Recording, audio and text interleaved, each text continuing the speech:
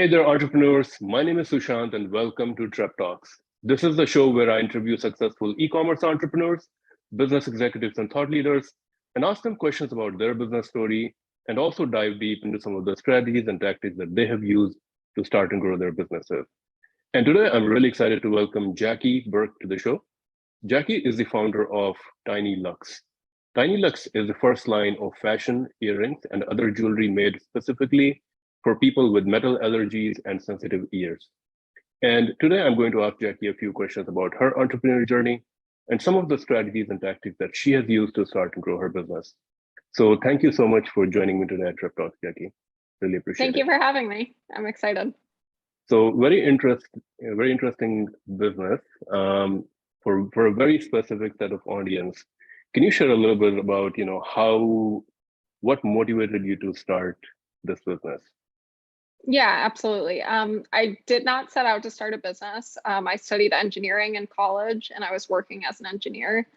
But I had, over the years, always liked fashion and jewelry, but I had developed really sensitive ears to the point where any time I tried to wear earrings, I would get really painful reactions, including like swelling and bleeding and itching. And I knew that this was a pretty common problem among women or people who wear earrings because, I'd complain about it to other people and they would say, yeah, I have the same problem. I have to wait till the last minute to put earrings in, or I only have one pair of earrings that works for me. So that's the only pair that I wear. And I tried a ton of different types of earrings over the years that all claimed to be hypoallergenic or safe for sensitive ears. And yet I'd still get painful reactions. So I kind of just gave up on it, stopped wearing earrings completely. But then one day I was thinking about it and I thought someone has to have come up with a solution to this by now because it's such a common problem and there's a solution for everything out there. So I started doing some research, trying to find out really what the root cause of sensitive ears is. And I learned that it's really a metal allergy. So your body reacts to these highly reactive metals when they're present for a long time, like when you're wearing earrings. And I learned that there's a couple metals like titanium that's safe for the human body, which is why it's commonly used for medical implants. So that's when I kind of had a light bulb moment. Like if it's safe enough to live inside your body, then it should be safe enough for earrings. Then I decided to start, I found some that I could test out. And from there, it just kind of grew into this idea of creating a line of earrings based around this biocompatible metal. And I figured if I could, I really just wanted something for myself, and then thought maybe I'll be able to help a few other people along the way. And it's really just grown from there. So that's very interesting. And when you say metal, I'm from India, and jewelry in India is very, very common for women. And the most common metals used there is either gold or silver. So did you find that it's really titanium, or did you find that there's a lot of people who have allergy to like metals like gold and silver also? Yeah, so what's interesting is that a lot of jewelry is made with alloys, which is a mixture of many different metals.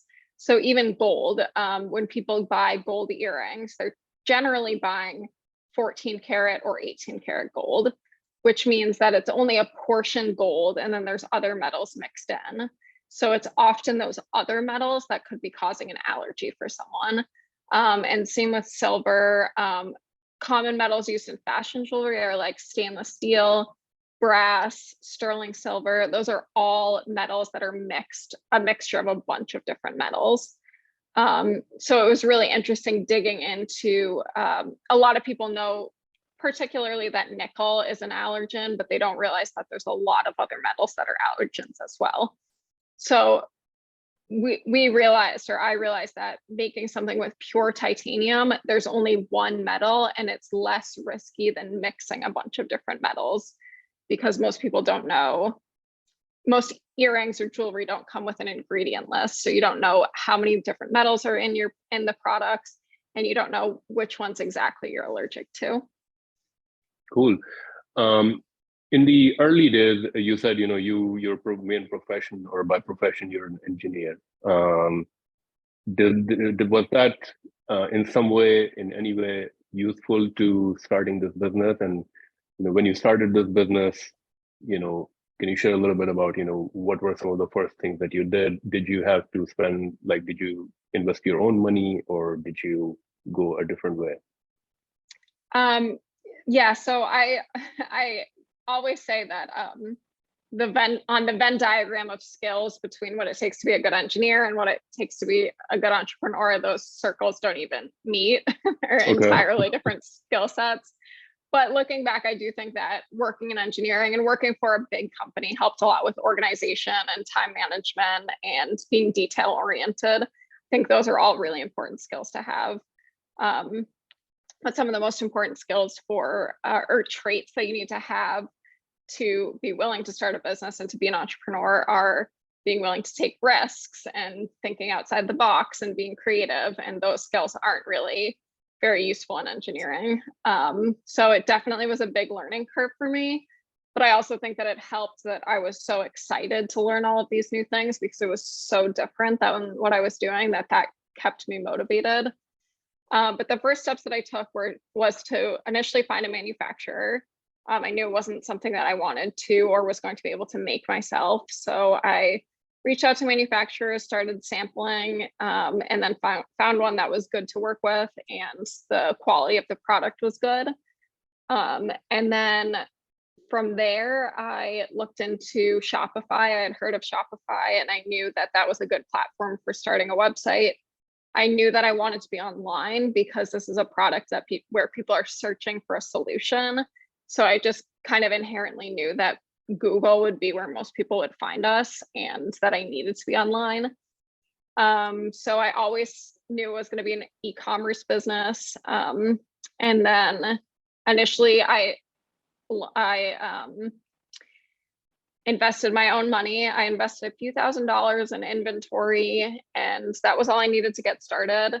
I took all my own photos, built out the website on Shopify myself, and then went from there. Just started really small, and then I realized it would take a little more investment to get the ads up and running, but it was a pretty small launch in the beginning. And did you find, like, when you started, were there other businesses that were selling titanium jewelry or like were selling on the same value proposition? There really weren't. So there were other jewelry companies saying that they were safe for sensitive ears or saying that they were hypoallergenic. But when you really dug into it, they were using materials that were not safe for the body. And I knew because I had tried all of those earrings. So I knew for a fact that they were selling earrings and really using very misleading marketing. And I knew that their products wouldn't work. So even if customers tried them, they were going to get the same kind of reactions that I had. And then earrings that were being sold that were titanium, it was really hard to find any. And ones that I did find were either very industrial looking or very homemade looking. There was really no one selling a really high quality, pretty fashion jewelry made with a non-allergenic metal. So we really have filled this void in the market that no one was meeting before. And in terms of the manufacturing, is it something, because there's an element of design and of course the metal, can you share a little bit about, how does the manufacturing process work? Like, where are you getting it manufactured within US, or is it like outsourced? And can you share a little bit about, how do you make sure that, I'm sure, someone, you're coming up with design, maybe yourself or in collaboration with someone, and, how are you getting this manufactured? Yeah, so initially I wanted to find a manufacturer in the US, but it was very hard. There's not a lot of titanium jewelry manufacturers, and I couldn't find any in the US. So I went to Asia. Well, I didn't go there, but I looked in Asia for a manufacturer, and I found a few and had them send me samples of just really simple designs. And then I had those designs tested at a lab to make sure that they really were made with pure titanium, because there are a lot of people that say they're using a certain metal, and unless you have it tested, you can't be sure. So once I found someone where the lab testing came back good and the samples looked nice as well, then I moved on to the design stage where I sent them. I started with about 10 different designs, sent those to them, and it was pretty easy. They sent back samples, and then once we received the samples and okay the designs, they go ahead and put them into production. One thing that's challenging for us with titanium is that it's not very easy to manufacture. It has to be cold worked, whereas most jewelry is melted down and then formed into a shape. So that does limit our design choices a little bit, but it's something we've worked with the manufacturer with, and we come up with solutions and designs that are still pretty within those constraints. Okay, cool. And in terms of your target market, I know you said that it's it's targeted to a very niche group of audience. So I'm sure anybody who's looking for, you're already targeting, the keywords that someone would search for in this kind of a thing. Can you, have you learned anything about the audience who's purchasing from you? Yeah, so we definitely want to cater to people who have metal allergies or sensitive skin or sensitive ears. What's interesting about that is that it ranges all demographics, really. It ranges men and women and pretty much all ages. So we started with I would say our styles are more focused on the kind of like 25 to 40-year-old woman. But as we've grown, we've started to try to cater to a larger range of ages. So now we have a child's line. So that's for like ages, I would say like 2 to 10 years old. A lot of parents are really looking for something that's safe and that they can trust for their kids' ears. And we've had a lot of male customers reach out. So we're doing some more unisex or masculine designs. So it's been really interesting over the years to hear from this wide range of customers. And we've had people reach out saying that, saying things like certain autoimmune disorders cause sensitive skin or cause metal allergies. And pregnancy as well often causes people to have more sensitive skin and more sensitive ears. So that can trigger earring reactions. And those are things that I didn't know starting this business, but that I've learned over the years. So that's been really interesting. So in terms of like the business model, and because it's very heavily dependent on the metal titanium itself, do you, like, in order for you to be able to increase your profit margin, like, are you buying the metal separately and then providing it to your manufacturers? They are building the design, or like, is this really a good profit margin business? Yeah, we do have a good profit margin. Our manufacturers purchase the metals from suppliers. So we don't do the purchasing of the metal ourselves, but yes, the margins are great. And I have a really amazing supply chain director who's has probably 15 years experience in the fashion industry and really understands margins and profit. And that's helped tremendously because I didn't really understand all of that going into it. But yes, definitely, it's titanium is more expensive than, say, brass or stainless steel, which a lot of fashion companies use. But I think our customers understand that, and people are willing to pay a little bit more for something that's really going to work for them. Can this be a mass market product? I'm assuming the answer probably is no, and the reason really is that if there was, I'm assuming some of the bigger brands would already be selling this. I've gotten that question a lot, and to me, I think that it is a larger market than most people realize. Around 20% of people have allergies to metal, which is quite a large chunk of the population. And The reasons I think that other companies haven't necessarily done it already is because, one, I think the design challenges. So a lot of brands are, their leading value prop is their styles rather than their the function. So it's hard to replicate their styles. Some like organic shapes are really tiny or really detailed. That's hard to replicate with titanium. So they wouldn't necessarily be able to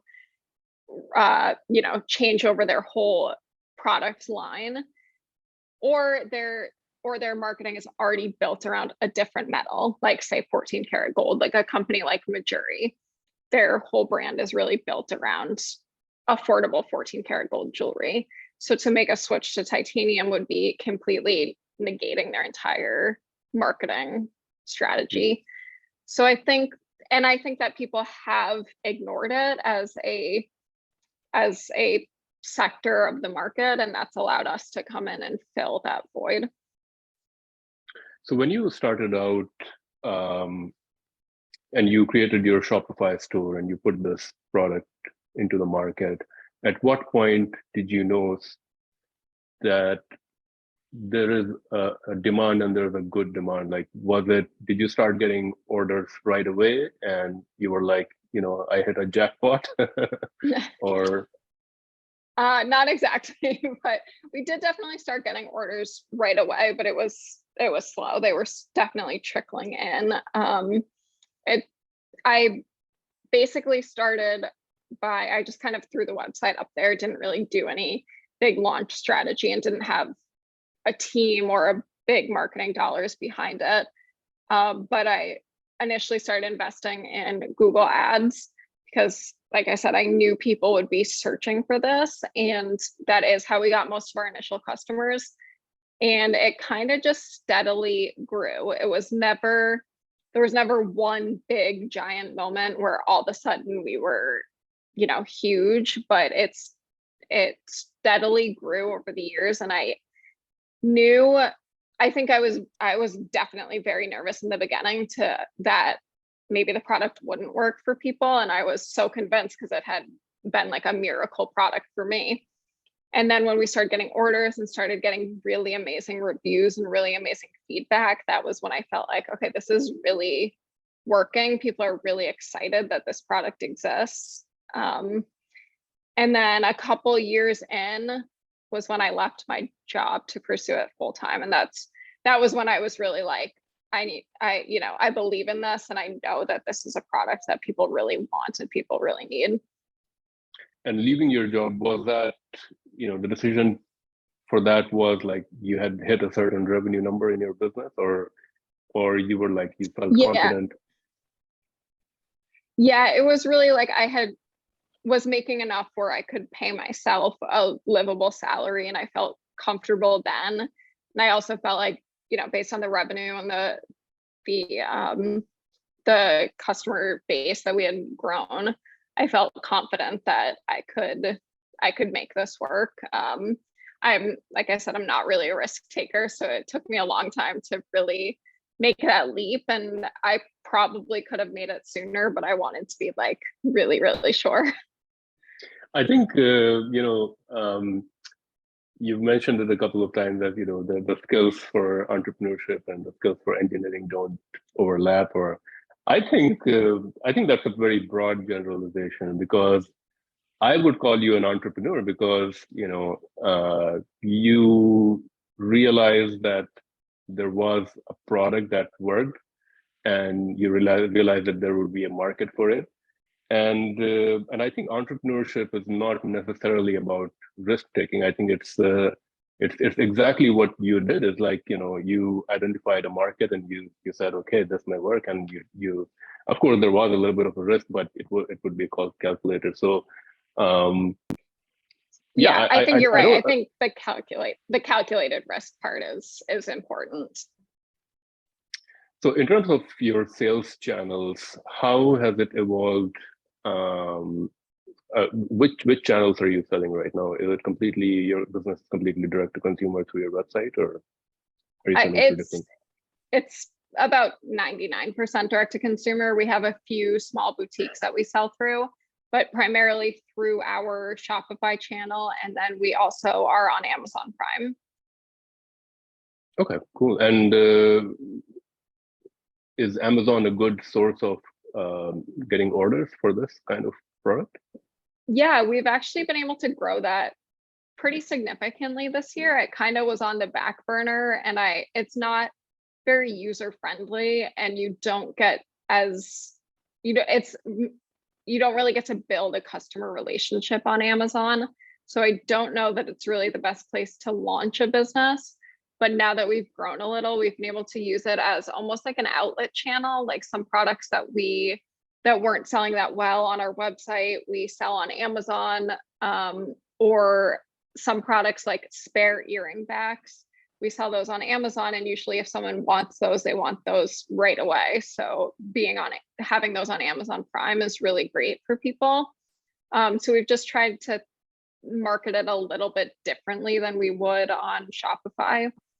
And we have found that it's grown really well. And Amazon is essentially a search engine, but it's a search engine with purchase intent. So we found that if someone's searching for something and they find it, they're most likely going to make that purchase. So the conversion rates are higher.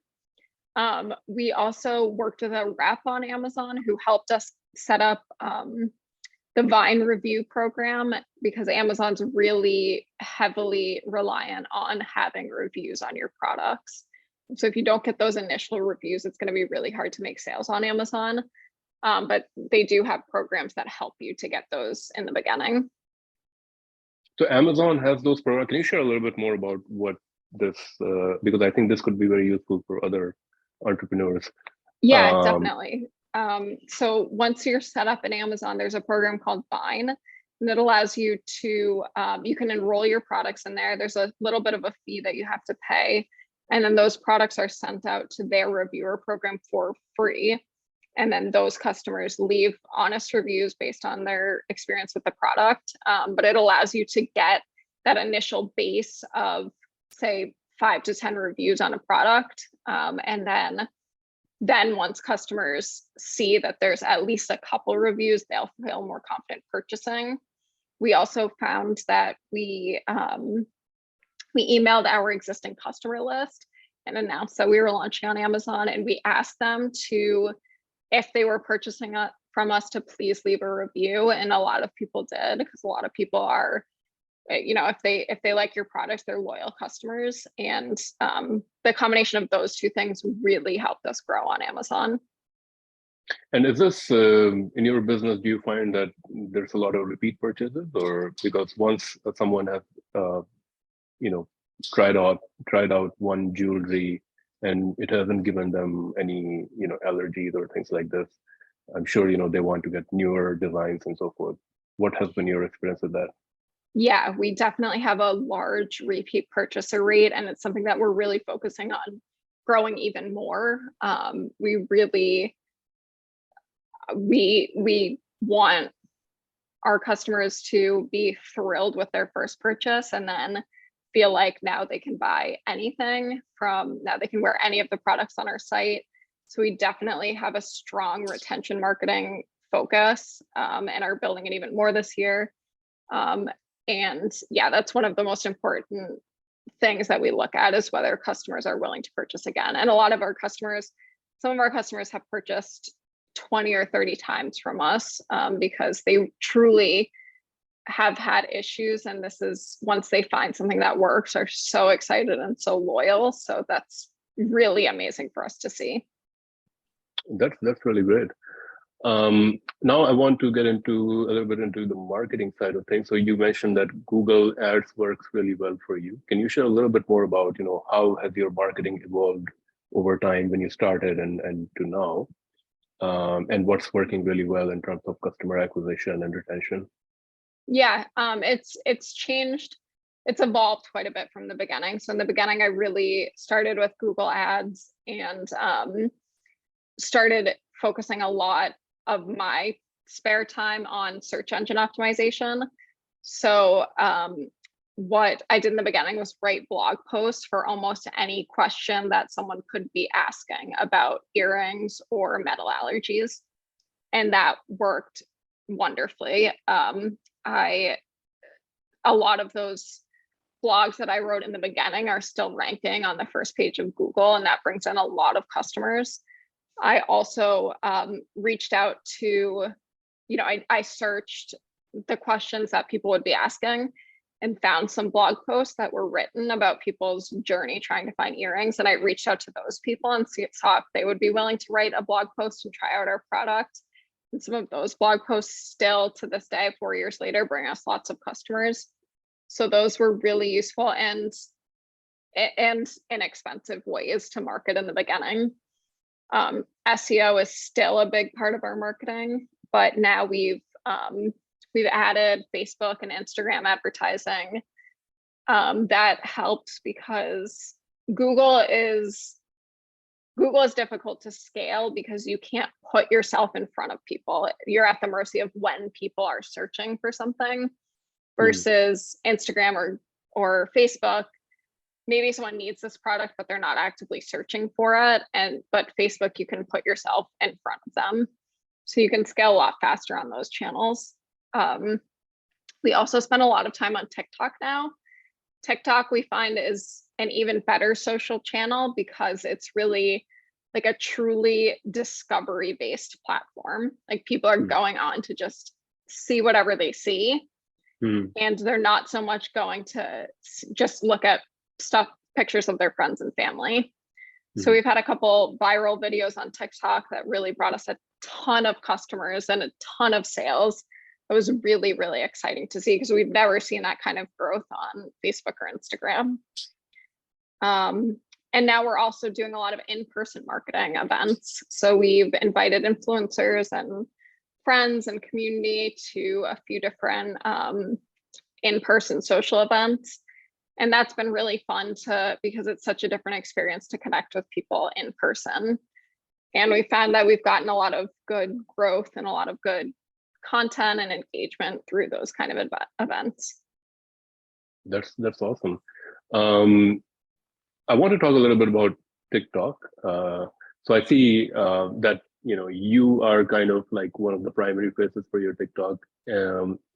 What has been your experience, making this content, and what do you find, like what is your pulse of which kind of content? Is it totally random, or is it like, have you figured out the algorithm that if you make something in a certain way or talk about something that will go viral or more people are going to see it?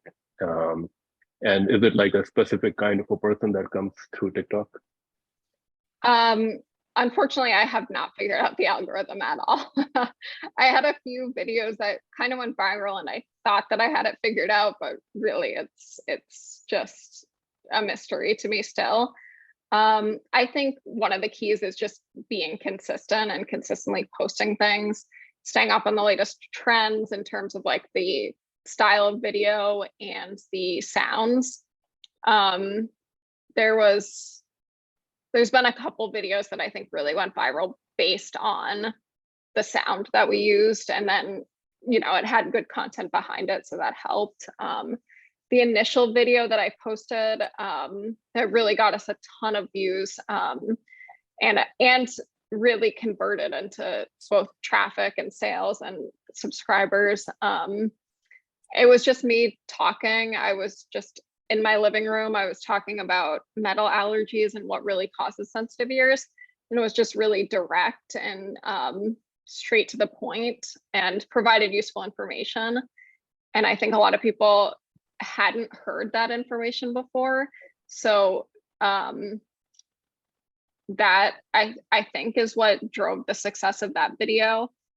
I also found that by responding to videos on TikTok, you can respond to content with a video, so that will drive traffic and more views back to the original one. That can help a lot. But really just being active and present and then really responding and starting those conversations. And TikTok is a lot less produced. You really can, most of those videos only take a couple seconds to film, which makes it more fun and less intimidating, I would say, than Instagram. But it also allows you to be a lot more authentic and a lot more connected to the audience there.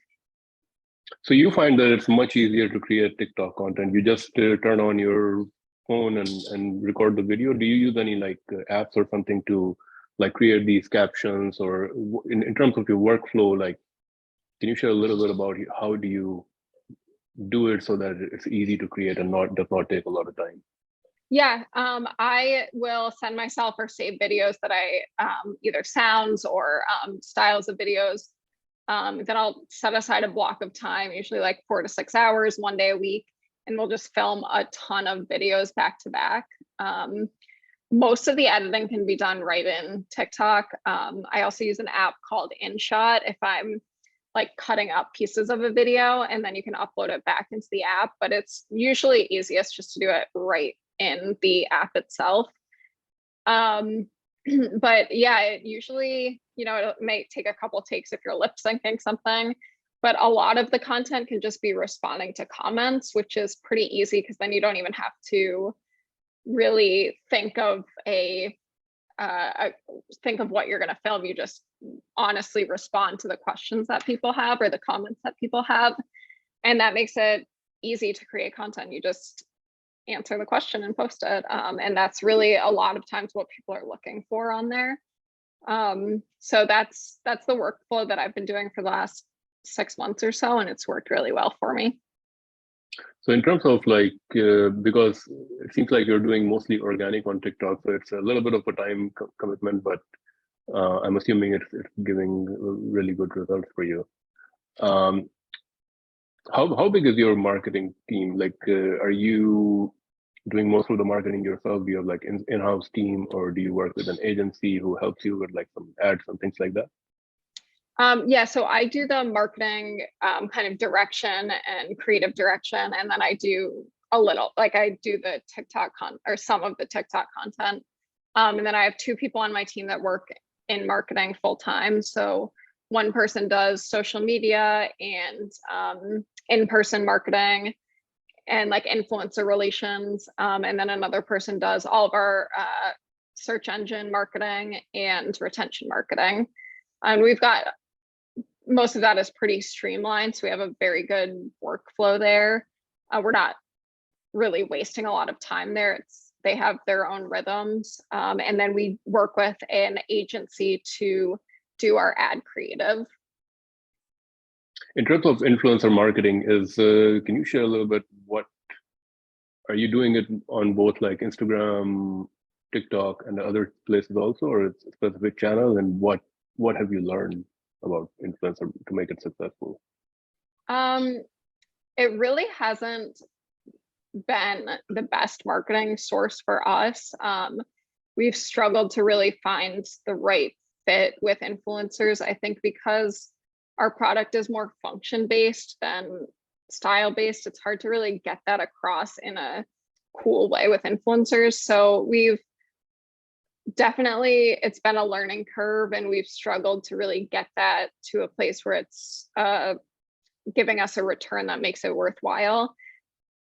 But and we do it on Instagram and TikTok here and there.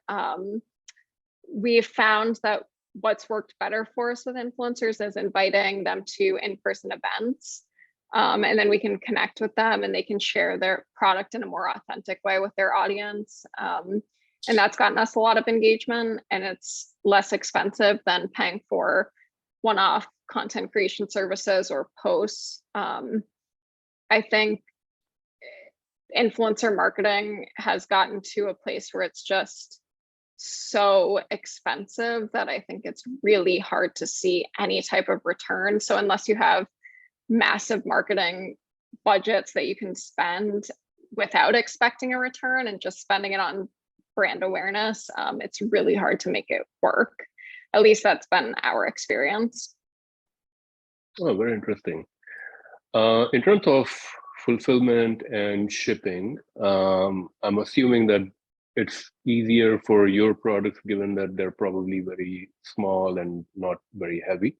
Can you share, are you shipping only within the US or are you shipping internationally also? And what have been some of your lessons? Yeah, we have a warehouse in the US, a third-party fulfillment center that does all of our fulfillment for us. And that's been really amazing because they're, it started out I was fulfilling orders myself, and then hired someone to do it. But it's really much more convenient to use a fulfillment center because they work rain or shine. There's teams behind them, so there's no lapses in service, and also they can normally negotiate better rates with carriers, so you save a little bit of money there. But and we are very fortunate that our product is small and lightweight, so shipping costs are low.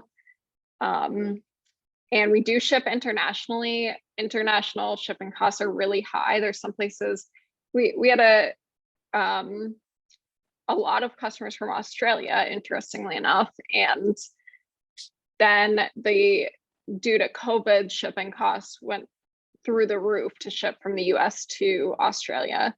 So it's been really unfortunate because we would love to be able to send to customers there, but the shipping costs are so high that it makes it impossible. So we've had challenges like that, but really if customers are willing to pay for shipping, then we can send anywhere in the world.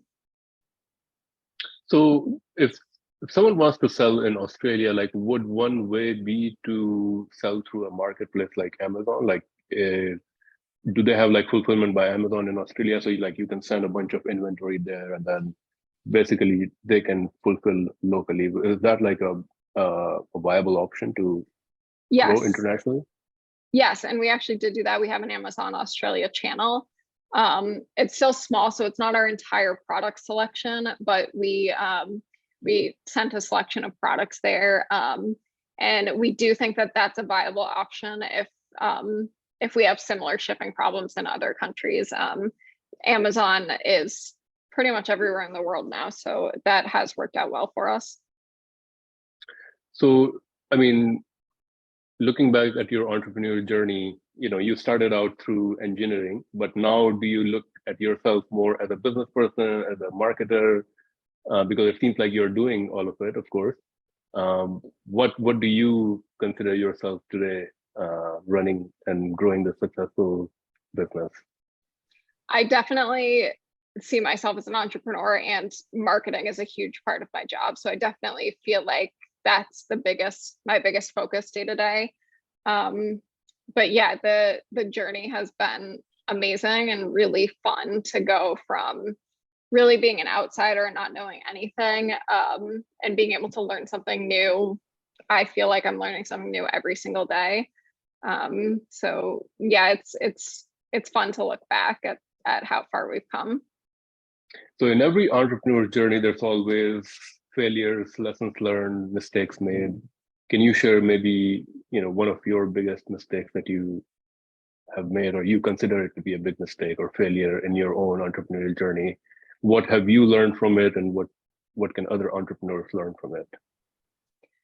I don't think that I have one particular mistake, but I think in general, the biggest mistake that I've made, or mistakes that I've made, have been around not understanding really the true cost of things.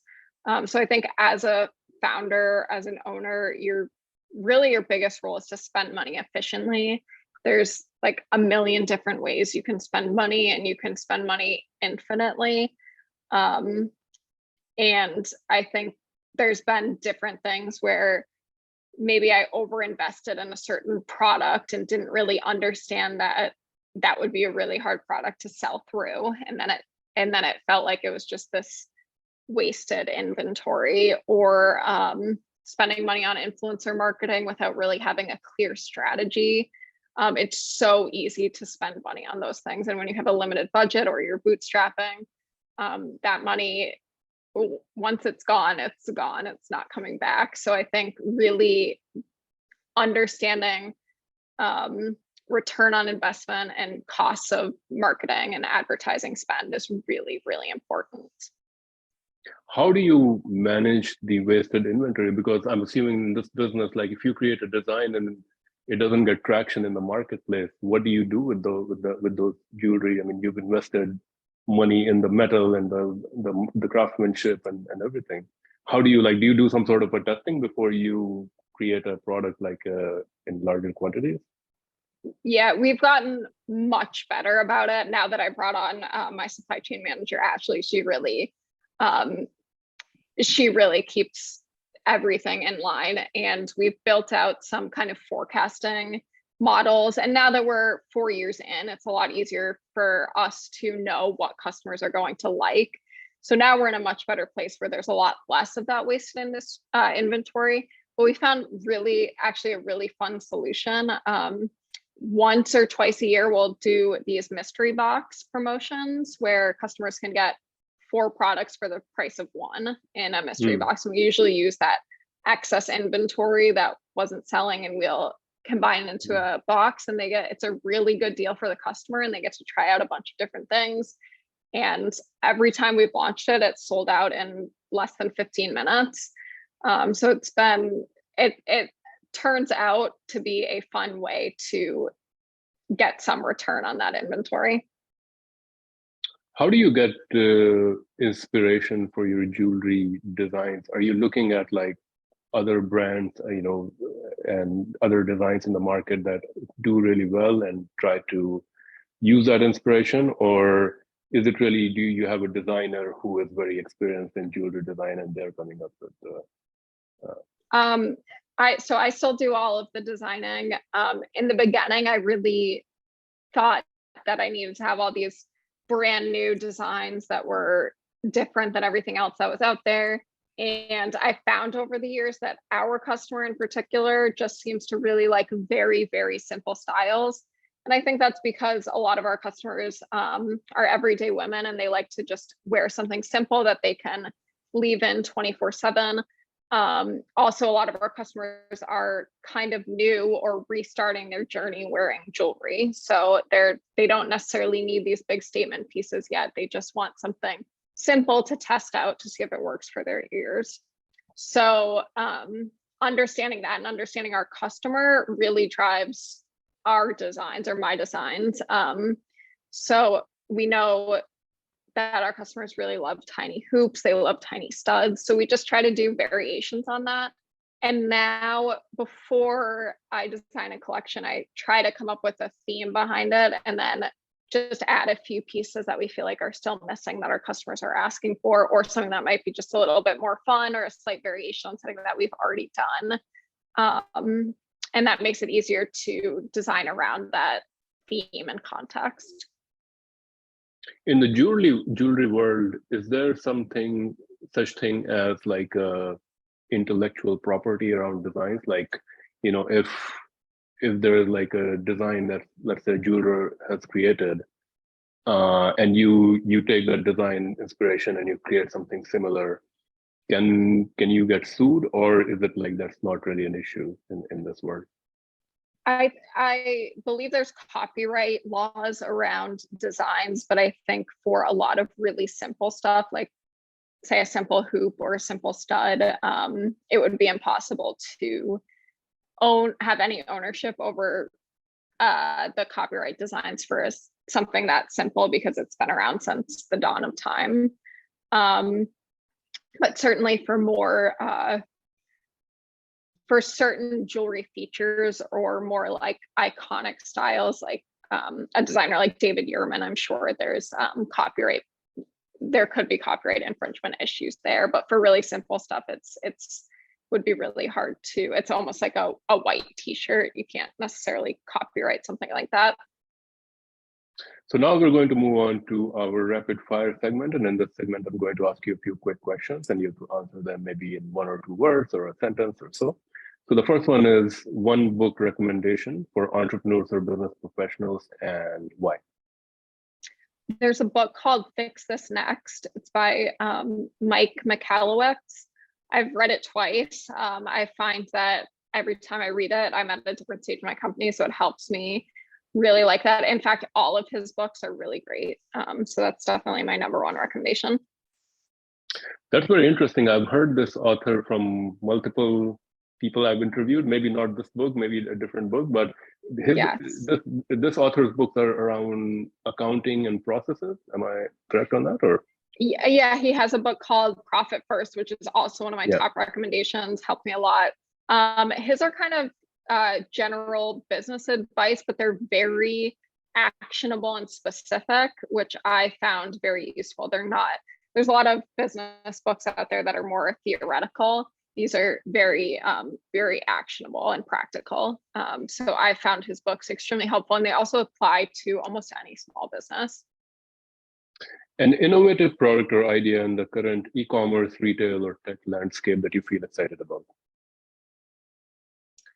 I'm excited right now about where I think marketing and advertising is going. I think the last few years, brands, maybe the last decade, brands have been able to grow rapidly through Facebook advertising or influencer marketing without really building a relationship with their customer or creating a product that was really useful. And I think that wasn't good for the consumer or really the business landscape. And I think now brands have to focus more on retention marketing and having a product that's actually effective and useful. And I think that's going to be good for everyone. So I'm excited to see that. A business or productivity tool or software that you would recommend, or a productivity tip? My number one productivity tip that has worked really well for me is to time block. So I have a lot of different functions because we're a small team, so I have to wear a lot of different hats, and I try to focus each day on a different thing.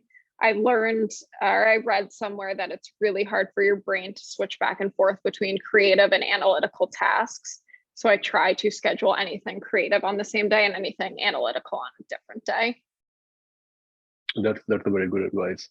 And I would assume that in order to be able to do, which I find true for me, is for a creative task, I usually do it better earlier in the day, earlier in the morning, or something, when your brain has not been used much. Yeah, I would agree with that. And I also think for creative tasks, you can't really give yourself a timeline like you would with an analytical task. Like sometimes it might take a day to do one thing, but you need to give your mind the space to come up with new ideas when you're doing something creative. Definitely. A startup or business in e-commerce, retail, or tech that you think is currently doing great things? A brand that I really love is Summer Fridays. They make beauty products, and I think they just do an amazing job with consistent branding and marketing and marrying their influencer marketing with what their customers actually want. And they create these really beautiful in-person experiences for their customers and create products that are really useful and really work. So I'm always excited to see their new products and their new marketing efforts. A peer entrepreneur or a business person whom you look up to, or someone who inspires you? I've always been really inspired by Sarah Blakely. Her story with Spanx, I think, is so inspiring, especially for female entrepreneurs. She was able to start something that was a product that was really needed, and she did it without massive investment or funding behind her. So that's definitely a big inspiration for me. Final question. Best business advice you ever received or you would give to other entrepreneurs? Really early on when I was first starting, I read somewhere, and I wish I could remember where so I could credit this person, but it was a line that said no 0 days. And basically the ethos behind that was like every single day do at least one thing that will move the needle. And I found that really useful when I was starting and I was still working. Every single day, even if it was just one thing, I felt like that was making progress towards building this business. And a lot of entrepreneurship and business building is really persistence. I think that's one of the most important traits. So that quote, no 0 days, really was really vital to me in the beginning. That's great. Definitely need persistence and not giving up in entrepreneurship. Well, Jackie, thank you so much for your time today, for sharing your story, for sharing, some of the strategies and tactics that you've used to start and grow your business. So yeah, thank you. It was a pleasure, real pleasure speaking with you, and wish you all the best. And thank you again for joining me at Trip Talks. Thank you. It was a pleasure talking with you too. I really enjoyed it.